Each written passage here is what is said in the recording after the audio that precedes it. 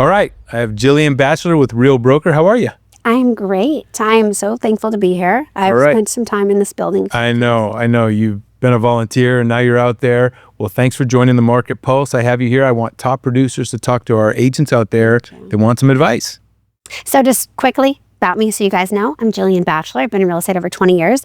I run and own and operate the largest woman-owned team in Nevada.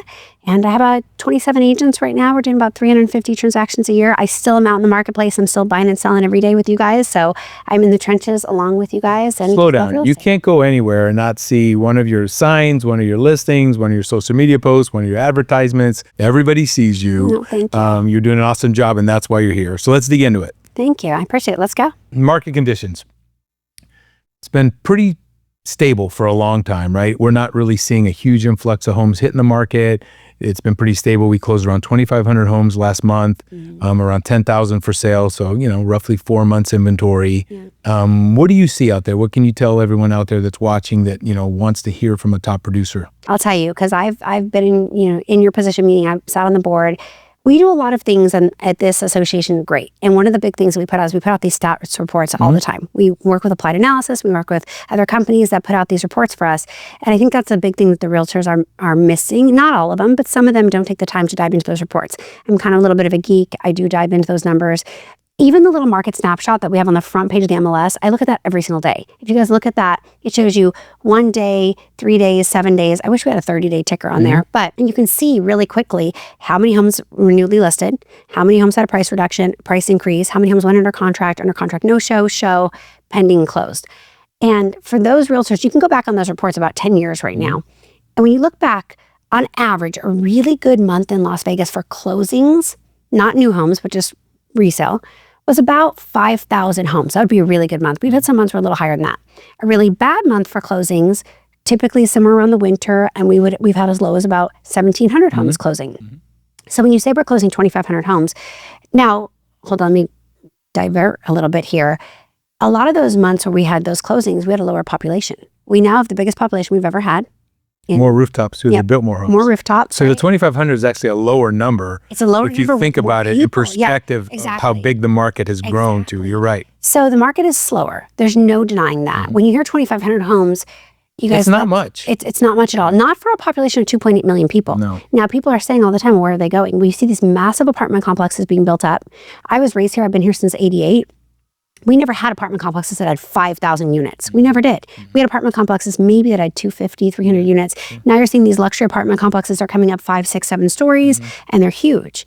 And so that's where a lot of people are going, the rental market. But at the same point, I don't want to paint doom and gloom, because I know I have agents on my team that are having the best years of their life. I'm having an amazing year. At least 15 of my agents are having the best years of their life. What does that mean? It just means, you guys, it's not as easy. We got to work harder to make the money we want to make, but there is market share to be out there grabbing. And so I would tell the realtors, know your market. You should be looking at those same stats every day. We all have access to it. You should look at it. You should educate yourself, and then become the voice of what's happening in the real estate market. Everywhere you go to the coffee shop, you go to the gym, you go to your kids' PTO, talk real estate. People want to hear that you're educated, and people want to work with people that they know, like, and trust, and they're going to trust you if they feel that you're educated on the market. So there is market share to have, and you can have the best year of your life. I think a lot of good things have actually happened in the real estate market, but you have to go out there and grab that market share, which just means you have to be more diligent and more purposeful about it. I think it's perfect market, because if the market heats up, let's say rates drop, they're talking about this, 2 points lower, some crazy thing, that's going to be a buyer frenzy again. It's going to tighten inventory, and what's going to happen? Sellers are going to get moody again. Every time our sellers get moody, they don't want to pay concessions to the buyers. They don't want to pay our fee, right? Things get kind of tight. So I think we're right in a market today. There's plenty to choose from. Sellers still getting a lot of money for their home. I actually think it's perfect. Well, it's a realignment. I think you might have actually said that to the news the other day, but it is true. In the last 18 months, we've been realigning. But prior to that, we were in a seller's market for 15 years. So this is the first time in 15 years that we have seen a buyer's market. And our job as realtors, I feel like, is education more than anything. We need to educate the buyers where the market is. It also doesn't mean you're going to get the house for half off. It doesn't mean the market's tanking. We're realigning. For sellers, here's a big thing. The whole time I've been in real estate, 20 plus years, I was always taught that when the way that you comped a property was you looked at the last 6 months of sales and you looked at what, similar style homes sold for, and you would take that number and you would add to it because we were appreciating, right? And so sellers would get more than what the last comp was. Now we are in a declining market. We've seen a decline as far as, we're depreciating, not appreciating. So the way that you look at comps now is, and I've been told this by at least 5 of the biggest appraisers in town, most of the appraisers in town won't even look at comps from 6 months ago. They say that was a different market. Yeah, because it took 3 months to put those under contract. So you're talking like 9 months to a year out. Yeah, so most of our appraisers, and I'm talking the biggest appraisers in the market, are telling us that they want to look at comps only for the last 90 days, so 3 months. They want to go back only 3 months, which I was always taught to look at 6 months comps. And then they want to look at the last 3 month comps. And then if the house is similar or even better, they want to then depreciate from there. So we as realtors have to be like, oh my gosh, that's the first time I was ever told that in my whole career. And especially for the last 15 years, you don't look at comps and add to them anymore. Now you look at comps and slightly detract because there are less buyers for more inventory on the market. And we've all seen for the last 18 months, every month houses are starting to take, price reductions, which you look at the little stats on the market. So you have to look at that and say, okay, Mr. Seller, here's where your neighbor sold for, but they had less inventory at that time. And here's where you are going to sell for now. Even if you're more upgraded, you might get the same price. Maybe you get a hair over what your neighbor got. But if you're equally upgraded or less upgraded or a smaller lot size, you're going to go lower. And that's just market conditions. I tell my sellers all the time when I'm talking to them, we live in Las Vegas. If you buy a bottle of water in a nightclub today, it's $20. If you buy a bottle of water in Walmart, it's 50 cents, if you're buying the pack of water, basically. Yeah, the airport's 14. Yeah, right. And if I'm in the Sahara Desert, that bottle of water might be worth $300, right? So it's supply and demand. That's what controls market pricing. And where are we at in supply and demand? Well, we're not in the Sahara Desert. No. And we're not in a Vegas nightclub. No. We're somewhere between Walmart and maybe Albertsons. That's a great example. Another trick for agents that are trying to price homes, I know you know this one. There's nothing I can teach you, by the way. You know it all.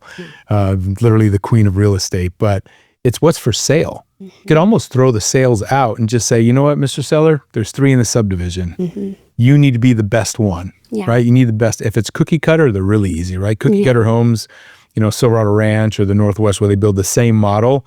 If there's, 6 homes that are all 1,600 feet, you got to be 20,000 less. It doesn't matter what they sold for. There's 6 of them. You're going to need to be number 1. Exactly. And so what's for sale is like my little tip. I like to always look at that. I know you do too, but I just want to make sure. If you're the only one in that community, maybe you're going to be able to leverage that and get more than you should, right? Correct. I mean, it's probably odd that you're the only one in the community right now. But so the other thing is, so if I were giving advice to a buyer, now that's advice to a seller. If I was giving advice to a buyer, I tell a buyer right now, and really in any market, I would have said this. You're looking for 2 things when you're buying a home.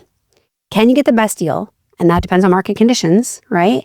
So in today's market, can you get the best deal? Maybe this seller is more motivated because they're going through a divorce, they need to move for a job transfer, or are you buying something special on that house? Now, a lot of our homes are tract homes in Vegas, but are you getting the corner lot? Are you getting the lot that has the strip view? Are you getting the home that maybe has the open fencing in Summerlin, so you're really going to see the mountains and things like that? Or are you buying a home that's in the fishbowl, so you're buying a home in a cul-de-sac where every home's looking into your backyard? That's not a special home. So you're looking for something special, something that makes you stand out. Because I tell every buyer, you have to look at this property like what is going to make somebody else want to buy it in the future when you go to sell it. And every buyer will tell me, I'm not thinking about selling, but something might happen. Yeah, they do someday. One day you're going to be a seller, and what's going to make your home stand out? That's the only way you can kind of insulate yourself in today's market is either you're getting a tremendous deal. So if God forbid the market does go down more, you have some room because you've insulated yourself, or you bought something special. You bought that corner lot that I just listed a home, corner lot, backs up to the walking trails, has the view fencing, has a great lot, and mountain trails. You bought something special. That would have been great advice in 21 when rates were so low that people were just closing their eyes and blind offers, and they were settling for anything and everything because they knew the payment was so low. Now those same people have those homes. They can't qualify for another one. They don't want to give up the 3% for a 6, right? And they're stuck because they just were happy that, and I don't know who's right. Some of them have lived for 4 years in a home and maybe had kids and it's been worth it, but they're locked. They're kind of handcuffed. You think they'll ever unlock? Well, yeah, and I do think they will, because you're handcuffed, but only for a period of time.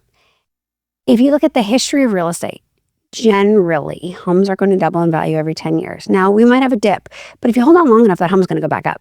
Because eventually this population is going to grow. Look at all the builders. They're building, they're buying land still. Casinos are building, the A Stadium is coming. Yeah. People are putting hundreds of millions of dollars into the city, not because today they think the market is strong, but because they see, the forward thinking. They look at the 5-year plan, the 10-year plan. So are you locked or are you stuck for today? You might be. But if 2, 3, 4, 5 years, none of us have a crystal ball. But if you hold on long enough, that real estate is going to go up. You will make money. Yeah, the parents call me for some reason. They say, should my kids... That's when you know you're getting old. When people ask you if their kids should buy a house, right? You're in your 50s because they're asking you if their kids should buy a house. And I always say, if their employment is stable and their career is good and they know that their income is stable, absolutely buy the Vegas house. Like it could dip 3 to 5% over the next year, over the next 5 to 10, like you said, 30, 40, 50% higher in price. So I'm bullish on Vegas always. I know you are. We've both invested in Vegas. In closing, for the agent that's out there that maybe doesn't have a team lead like you or a broker manager that's giving advice, where can they drum up business? If someone's in a slump today and they want to boost their business, they want to get out there, is it knocking on doors? Is it open houses? Is it calling their sphere through their phone? Like, let's say they don't have an elaborate system, just somebody who's licensed out there that needs to get, maybe turn it around for the end of the year. Any advice? Absolutely. Here's my advice. Are you interested or are you committed? Because if you're interested in having a real estate career, you're going to do okay at best. If you're committed to having a real estate career, you're going to have the best year of your life, like some of my agents are. So how do you do that? Okay. How do you become committed? Come up tomorrow with a business plan. Sit down and say, how many hours a week am I willing to invest into this business? I want to make it a career. If you ask me that, I would say you should be investing a minimum of 40 hours, right? But let's say you have another job, you can only do 20 hours, whatever it is. Come up with how many hours you're willing to invest and then come up with a business plan. Now, the business plan needs to be tailored to you because not everyone's going to be the same. I might not want to do door knocking, but I'm willing to do 5 open houses a week. I might not willing to do 5 open houses a week, but I'm willing to do cold calling. So come up with what you're willing to do and become committed to it. Write it out. Say, okay, on Tuesday, I can give 5 hours. On Wednesday, I can give 6 hours. And during those hours, I'm going to do this. I'm going to prospect. The best thing you can do is get on the phone. If you're not willing to get on the phone, get in front of people, do open houses. Really, the truly best thing you can do is get on the open house, and while there's not people there, you're getting on the phone. Yeah, you're doing both, right? Yeah. Because you need to be in contact with people. The more conversations you're going to have in person, via text, via email, on the phone, the more conversations you're willing to have, the more you're going to increase your odds of selling a home. So if I want to turn my year end around, you know what? Do an open house every day. Did you guys know something? Open houses don't only have to be on weekends. Did people know that? Any afternoon, the cars drive by the same. Right? So I built my business originally before there was social media, before there was even a smartphone. You guys, I remember my broker coming to me, he handed me a phone book. Do you remember a phone book? You remember what that was? They still have them. They handed me a phone book and he said, and a highlighter, and he said, start calling people and asking if they're willing to buy or sell. I was 19. I didn't have a big sphere of influence that were buying houses. And he said, you know what I want you to do? I want you to take that phone book to your open houses. When people are not coming, I want you to call during your open houses. And I did 3 to 5 open houses a week. And I would call out of the phone book and I would door knock the neighborhoods. And, people would tell me, sometimes my women say, well, I'm scared to do an open house alone. You guys, when I was doing this, I was 19, I was 100 pounds, 5 foot tall. I just went out there and did it. Now be smart, okay? There is an element of danger in everything everyone does, right? So just be smart about it, but also be committed to it. Don't find the excuses, find the wins, find the path to do it. It sounds to me that she's only speaking to the committed agents that are committed to do the work. There are some of you out there that probably think you are, but aren't. And no matter what we preach to you, it really isn't going to make a difference. Yeah. But for the folks that are, it's a contact sport. It is. They're not going to come to you, right? It's not what they call popcorn real estate. You can't wait for it to pop up. Like, you have to go to it. So it's either dialing, door knocking, open houses, whatever it is, you have to go out for the business. Jillian, it's been awesome. Looking forward to seeing you out there in the streets doing a deal on the other side. Thanks for coming. Thank you for having me.